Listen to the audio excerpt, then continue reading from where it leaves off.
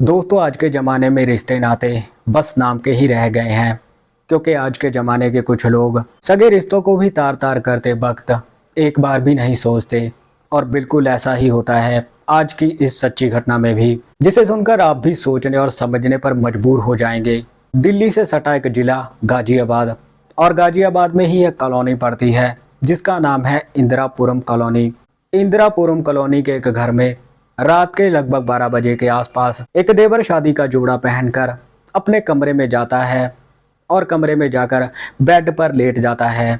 और इसके थोड़ी देर बाद ही उसकी खूबसूरत भाभी शादी का जोड़ा पहनकर देवर के कमरे में आती है। भाभी ने अपने हाथ में दूध का गिलास पकड़ा हुआ था। अब कमरे में आने के बाद वो भाभी अपने देवर के पास आकर बैठ जाती है और उसे सहलाने लगती है। तभी उसका देवर जाग जाता है। अब भाभी दूध का गिलास देवर को दे देती है पीने के लिए। तभी देवर दूध पीने लगता है। दूध पीने के बाद दोनों प्यार भरी बातें करने लगते हैं। तभी भाभी देवर को लगातार कुछ समझा रही थी। थोड़ी ही देर में देवर अपनी भाभी की सारी बातें समझ जाता है और इसके बाद वो अपनी भाभी को अपने पास लेटा लेता है।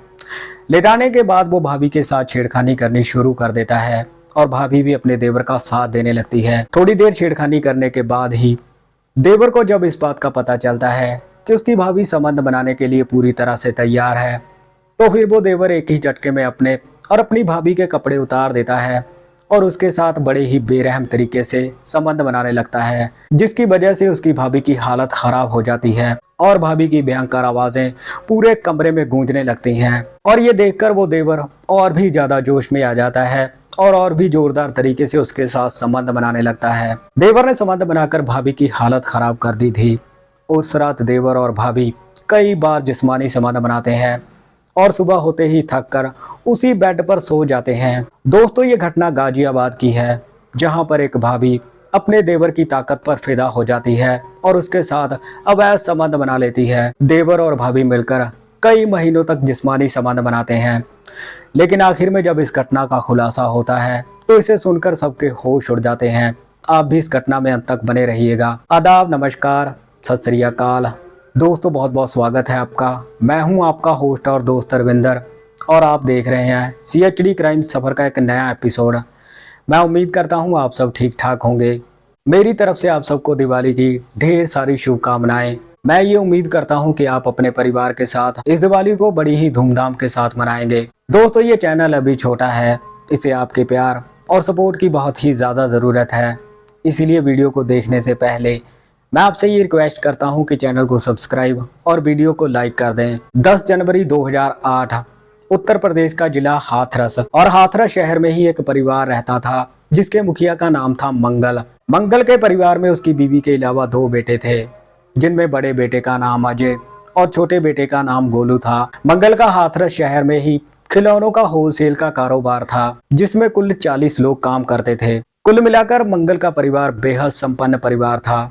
मंगल का बड़ा बेटा अजय पढ़ाई पूरी करने के बाद अपने पिता के खिलौनों के कारोबार में ही हाथ बटाने लगा था, जबकि उसका छोटा बेटा गोलू अभी ग्रेजुएशन कर रहा था। अब अजय की शादी की उम्र हो चुकी थी। अजय के लिए कई लड़कियों के रिश्ते आने लगे थे, लेकिन अजय को कोई भी लड़की पसंद नहीं आ रही थी। और इसी बीच में एक दिन अजय के लिए एक लड़की का रिश्ता आता है, जिसका नाम होता है काजल। काजल जो दिखने में काफ़ी सुंदर थी और काफ़ी पढ़ी लिखी भी थी। अब जैसे ही अजय काजल की फ़ोटो को देखता है तो उसे शादी के लिए पसंद कर लेता है, और इसके अगले दिन ही अजय अपने माँ बाप के साथ काजल के घर पर जाता है। काजल के घर पर जाने के बाद दोनों परिवार बैठकर अजय और काजल का रिश्ता पक्का कर देते हैं, और इसके करीब 2 महीने बाद ही अजय और काजल की शादी बड़ी ही धूमधाम के साथ करवाई जाती है। शादी होने के बाद काजल दुल्हन का लिबास पहनकर अपने पति अजय के घर में जाती है और उसके साथ अपनी नई जिंदगी की शुरुआत कर देती है। दरअसल काजल का स्वभाव बड़ा ही चंचल था। जब से उसने घर में पैर रखा था, तभी से सारे घर वालों का दिल जीत लिया था। काजल बड़े ही हंसमुख स्वभाव की थी। दरअसल काजल अपने देवर गोलू के साथ काफी हंसी मजाक करती थी। गोलू भी अपनी भाभी काजल को बेहद पसंद करता था।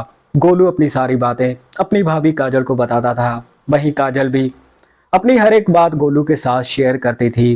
धीरे धीरे दोनों काफी गहरे दोस्त बन चुके थे। अब इसी बीच में गोलू की ग्रेजुएशन कंप्लीट हो जाती है, और ग्रेजुएशन कंप्लीट करने के बाद गोलू गाजियाबाद में जाकर सिविल इंजीनियर की पढ़ाई करने वाला था। अब इसके कुछ ही दिनों बाद गोलू हाथरस से गाजियाबाद में चला जाता है। गाजियाबाद में जाने के बाद गोलू एक फ्लैट किराए पर ले लेता है और अपनी आगे की पढ़ाई जारी कर देता है। गोलू पढ़ने लिखने में बेहद तेज था। अब गोलू और उसकी भाभी काजल की बातें आए दिन फोन पर होने लगी थी। दरअसल जब भी काजल गोलू के साथ फोन पर बात करती थी तो वो उसे बोलती थी कि देवर जी आप शादी कब करोगे। अपनी भाभी की ये बात सुनकर गोलू उसे बोलता था कि भाभी मैं तभी शादी करूंगा जब आप जैसी कोई सुंदर लड़की मुझे मिल जाएगी।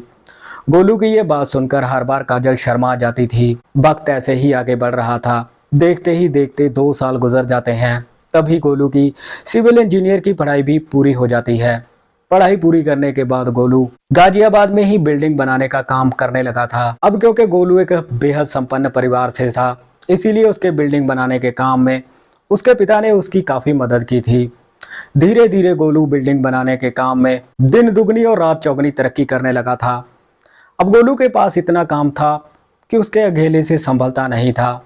इसीलिए गोलू एक दिन कॉल करके अपने पिता को ये बोलता है कि पिताजी आप मेरे बड़े भाई अजय को मेरे पास भेज दो, मेरे पास काम काफ़ी ज़्यादा है। और ये बात गोलू के पिता को जम जाती है। उसी रात को वो अपने बड़े बेटे अजय के साथ बात करते हैं और उसे बोलते हैं कि बेटा अजय तुम अपने भाई गोलू के पास चले जाओ, क्योंकि उसके पास काम काफ़ी ज़्यादा है, तुम उसको काम संभालने में उसकी मदद करो। अब इसके अगले दिन ही अजय अपने पिता की बात मानकर अपने भाई गोलू के पास गाजियाबाद में चला जाता है। अब दोनों भाई मिलकर बिल्डिंग बनाने का काम करने लगे थे। दोनों भाइयों ने थोड़े ही दिनों में काफी ज्यादा तरक्की कर ली थी, लेकिन अब दोनों भाइयों को खाना पानी बनाने की मुश्किल होने लगी थी।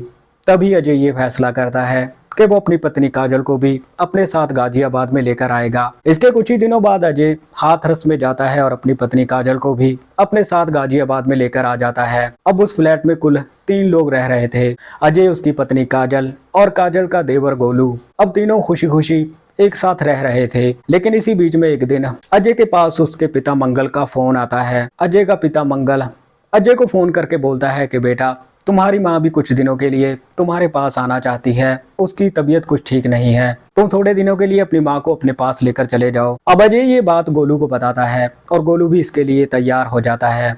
और इसके अगले दिन ही अजय गाजियाबाद से हाथरस में चला जाता है अपनी माँ को गाजियाबाद में लाने के लिए। अजय हाथरस में जाकर कुछ दिनों के लिए वहीं पर रुक जाता है और उसी रात को जब काजल और गोलू रात का डिनर कर रहे होते हैं, तभी मजाक मजाक में काजल अपने देवर गोलू से बोलती है कि देवर जी अब तो शादी कर लो, वरना फिर शादी के मजे नहीं ले पाओगे। भाभी की ये बात सुनकर गोलू काजल से बोलता है भाभी मैं शादी तो कर लूं, लेकिन मुझे सुहाग रात ही नहीं मनानी आती। अब गोलू की ये बात सुनकर काजल शर्मा जाती है और वहां से उठकर अपने कमरे में चली जाती है। इसके बाद गोलू भी खाना खत्म करके अपने कमरे में जा चुका था। कमरे में जाने के बाद जैसे ही रात के 12 बजते हैं और गोलू गहरी नींद में सो रहा होता है, तभी अचानक से उसकी खूबसूरत भाभी काजल उसके कमरे में आती है। आने के बाद वो गोलू के पास आकर बैठ जाती है और गोलू को सहलाने लगती है। तभी गोलू जाग जाता है। जागने के बाद वो अपनी भाभी को शादी के जोड़े में देखकर बेकाबू होने लगता है और तभी गोलू काजल को अपने साथ लेटा लेता है। लेटाने के बाद दोनों एक दूसरे के साथ छेड़खानी करनी शुरू कर देते हैं और जैसे ही गोलू को इस बात का पता चलता है कि उसकी भाभी संबंध बनाने के लिए पूरी तरह से तैयार है, तो फिर गोलू एक ही झटके में अपने और काजल के कपड़े उतार देता है और अपनी भाभी के साथ बड़े ही बेरहम तरीके से संबंध बनाने लगता है, जिसकी वजह से काजल की हालत खराब हो जाती है। अब काजल की भयंकर आवाजें पूरे कमरे में गूंजने लगती हैं। ये देखकर गोलू और भी ज्यादा जोश में आ जाता है और भी ज्यादा जोरदार तरीके से अपनी भाभी के साथ संबंध बनाने लगता है। उस रात काजल और गोलू कई बार संबंध बनाते हैं और जैसे ही सुबह होती है तो दोनों थककर उसी बेड पर सो जाते हैं। लेकिन जैसे ही दोपहर होती है तो गोलू की आंख खुलती है और गोलू देखता है कि उसकी भाभी उसके बगल में लेटी हुई थी। तभी गोलू फिर से अपनी भाभी काजल के साथ छेड़खानी करनी शुरू कर देता है और इसके थोड़ी देर बाद ही वो उसके साथ संबंध बनाने लगता है। शाम होने तक गोलू और काजल कई बार संबंध बनाते हैं, जिसकी वजह से काजल काफ़ी थक गई थी। तभी काजल आराम करने के लिए अपने कमरे में चली जाती है। लेकिन जैसे ही रात होती है तो गोलू फिर से अपनी भाभी काजल के पास जाता है और उसे बोलता है कि मेरा मन फिर से संबंध बनाने को कर रहा है। लेकिन अब उसकी भाभी काजल अपने देवर गोलू के सामने अपने हाथ जोड़ देती है और उसे बोलती है कि मैं कभी भी तुम्हारे साथ संबंध नहीं बनाऊंगी, क्योंकि तुम इंसान नहीं जानवर हो। अब इतनी बात बोलकर काजल गोलू को अपने कमरे से बाहर भेज देती है।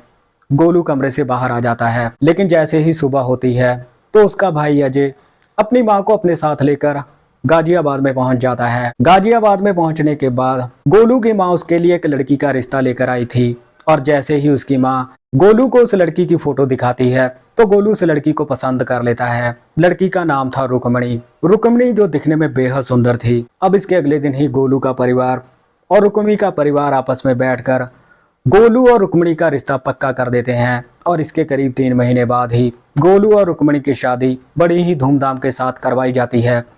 अब शादी होने के बाद रुक्मणी दुल्हन का लिबास पहन अपने पति गोलू के घर में जाती है और उसके साथ अपनी नई जिंदगी की शुरुआत कर देती है। अब देखते ही देखते गोलू की शादी को 1 महीना गुजर चुका था और इसी बीच में एक दिन गोलू अपनी भाभी काजल को अपने पास बुलाता है और उसे बोलता है कि भाभी जो भी हमारे बीच में हुआ था आप उसे भूल जाओ, हम आइंदा से ऐसा कुछ भी नहीं करेंगे और अगर हम ऐसा करेंगे तो हमारी दोनों की जिंदगी ही बर्बाद हो जाएगी। काजल भी अपने देवर की बात समझ जाती है। इसके बाद दोनों कभी भी संबंध नहीं बनाते। फिलहाल अजय और उसकी पत्नी काजल, गोलू और उसकी पत्नी रुक्मणी चारों एक खुशहाल जिंदगी जी रहे हैं और गाजियाबाद के उसी फ्लैट में रह रहे हैं। तो दोस्तों ये थी आज की घटना। बाकी इस घटना के बारे में आपकी क्या राय है, आप अपनी राय कमेंट सेक्शन में ज़रूर रखिएगा। इस घटनाक्रम को सुनाने का मकसद किसी को परेशान करना या दुखी करना नहीं था। सो मिलते हैं किसी और घटना में, तब तक आप अपना ख्याल रखिए, सतर्क रहिए। जय हिंद।